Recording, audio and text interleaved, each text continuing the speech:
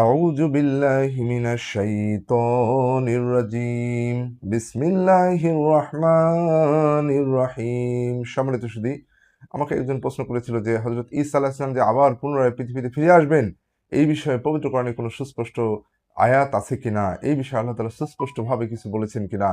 চলুন আমরা এই বিষয়টি পবিত্র কোরআন থেকে জেনে নেব যে হযরত ঈসা আলাইহিস সালাম আসলে এই পৃথিবীতে আবার ফিরে আসবেন কিনা। এর আগে আমরা যে বিষয়টি নিয়ে কথা বলছি সেটি হচ্ছে যে হযরত ঈসা আলাইহিস সালাম মারা যাননি। অ্যাকর্ডিং টু কোরআন এটা আমাদের বিশ্বাস যে হযরত ঈসা আলাইহিস সালাম মারা যাননি। আমরা এটাই বিশ্বাস করি। অথচ খ্রিস্টানরা বিশ্বাস করে যে উনাকে তারা গ্রুপ অফ পিপল হত্যা করেছিল, ক্রুসিফাইড করেছিল এবং তিনি আবার জীবিত হয়ে ফিরে এসেছেন। কিন্তু আমাদের পবিত্র কোরআনের ভাষায় আমরা মুসলিমরা বিলিভ করি যে হযরত ঈসা মারাই যাননি। চলুন আমরা পবিত্র কোরআন থেকে পুরো বিষয়টি জেনে নেব যে কি ঘটেছিল সেই সময়।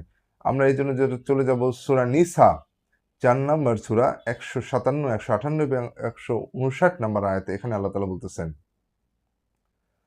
وقولهم إنا قتلنا المسيح عيسى ابن مريم رسول الله وما قتلوه وما صلبوه ولكن شبه لهم وإن الذين اختلفوا فيه لفي شك منه ما لهم به من علم إلا اتباع الظن وما قتلوه يقينا بل رفعه الله إليه وكان الله عزيزا حكيما وإن من أهل الكتاب إلا ليؤمنن به قبل موته ويوم القيامة يكون عليهم شهيدا।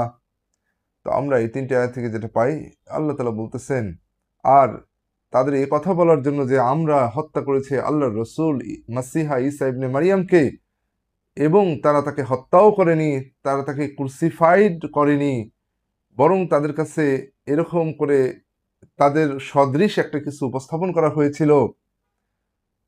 আর তাদের মধ্যে যারা এই সন্দেহে ছিল, তারা এই মতপার্থক্য করছিল, এর মধ্যে নিশ্চয়ই তারা সন্দেহের মধ্যে রয়েছে। লাফি শাক্কিম মিনহু, তারা এটা নিয়ে সন্দেহের মধ্যেই রয়েছে।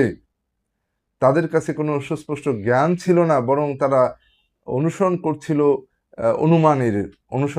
অনুমানের। আর শিওরলি সত্যিকারভাবে তারা তাকে হত্যাই করেনি, বরং আল্লাহ তাআলা তাকে তুলে নিয়েছেন তার নিজের কাছে। আর আল্লাহ তাআলা হলেন সর্বজ্ঞানী এবং পরাক্রমশালী। আর এমন একজন ব্যক্তিও নেই আহলুল কিতাবদের মধ্যে থেকে যে অবশ্যই তার উপর বিশ্বাস স্থাপন করবে না তার মৃত্যুর পূর্বে। আর কিয়ামতের দিনে তিনি তাদের বিরুদ্ধে একজন সাক্ষী হবেন। তাহলে এই তিনটে আয়াত থেকে আমরা বাংলা যে অনুবাদটা জেনে নিলাম, সেখানে আল্লাহ তাআলা আসলে পরিষ্কারভাবে বর্ণনা করেছেন যে ওয়াকাউলিহিম, তাদের কথা বলার জন্য যে ইন্না কতালনাল মাসিহা ঈসা ইবনে মারইয়ামা রাসূলুল্লাহ, যে আমরা হত্যা করেছি আল্লাহর রাসূল মাসিহা ঈসা ইবনে মারইয়ামকে, তাদের এ কথা বলার জন্য আল্লাহ বলছেন ওয়ামা কতালুহু, তারা তাকে হত্যা করেনি, ওয়ামা সালাবুহু, তারা তাকে ক্রুসিফাই করেনি, ওয়ালাকিন শুববিহা লাহুম, বরং তাদের কাছে এরকম একটা সদৃশ বিষয় মনে হয়েছিল।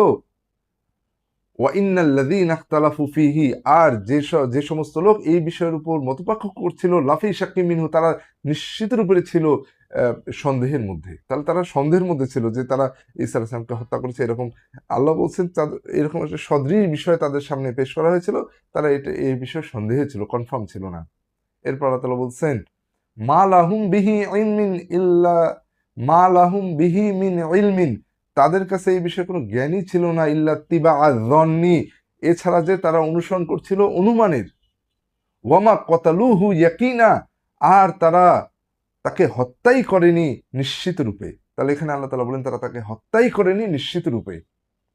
ওয়ামা কতালুহু ইয়াকিনা বার রাফাআহুল্লাহু ইলাইহি, বরং আল্লাহ তাআলা তাকে উঠায় নিয়েছেন, তুলে নিয়েছেন তার নিজের কাছে।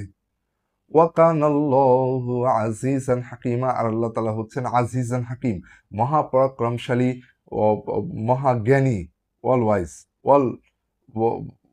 তাহলে আল্লাহ হচ্ছে মহাপরাক্রমশালী, আজিজুল হাকিম, এটা আল্লাহ তাআলা একটি নাম। এরপর আল্লাহ তাআলা বলেন ওয়াইম মিন আহলিল কিতাবি, আর আহলিল কিতাবদের মধ্যে এমন কেউ থাকবে না ইল্লা লা ইউমিনান্না বিহি, এছাড়া যে সে অবশ্যই বিশ্বাস স্থাপন করবে তার উপরে মিন কাবলিহি,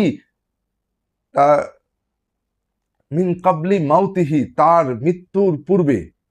তাহলে ওয়াইম মিন আহলিল কিতাবি ইল্লা লা ইউমিনান্না বিহি মিন কাবলি মাউতিহি, তাহলে তার মৃত্যুর পূর্বে, হযরত ঈসা আলাইহিস সালামের মৃত্যুর পূর্বে অবশ্যই তার উপর আহলিল কিতাবদের সকলেই বিশ্বাস স্থাপন করবে। এখান থেকে আমরা পরিষ্কার বলতে পারি যে হযরত ঈসা আলাইহিস সালাম আল্লাহর কাছে এখন রয়েছেন। আল্লাহ কোথায় রেখেছেন আমরা জানি না, কিন্তু আল্লাহর কাছে রয়েছেন, আল্লাহ তার কাছে উঠায় নিয়েছেন। এর আগের আয়াতে বলেছেন যে বরং আল্লাহ তার কাছে উঠায় নিয়েছেন। আর এই আয়াতে বলছেন যে আহলিল কিতাবদের মধ্যে এমন একজনও থাকবে না যে তার মৃত্যুর পূর্বে তার উপর ঈমান আনবে না। তো সুতরাং এর জন্য ঈসা আলাইহিস সালামকে আবার এই পৃথিবীতে ফিরে আসতে হবে, আমাদের মাঝে জীবন ধারণ করতে হবে, এবং আমাদের এই পৃথিবীতে যত আহলিল কিতাব তখন থাকবে, তখন তারা এই ঈসা আলাইহিস সালামের মৃত্যুর পূর্বে অবশ্যই তার উপর ঈমান আনবে। এটাই আল্লাহ তাআলা এখানে বর্ণনা করেছেন। এরপর বলেছেন আর কিয়ামতের দিনে তিনি তাদের বিরুদ্ধে একজন সাক্ষী হবেন। তো এই আয়াত থেকে আমরা পরিষ্কার বলতে পারি যে হযরত ঈসা আলাইহিস সালাম পুনরায় পৃথিবীতে ফিরে আসবেন, আমাদের মাঝে জীবন ধারণ করবেন, এবং আহলিল কিতাবদের এমন একজন ব্যক্তিও থাকবে না যে ঈসা আলাইহিস সালামের মৃত্যুর পূর্বে তার উপর পুনরায় ঈমান না আনবেন। সুতরাং এই আয়াত একদম পরিষ্কার করে বলে দেয় যে ঈসা আলাইহিস সালাম অবশ্যই পৃথিবীতে ফিরে আসবেন।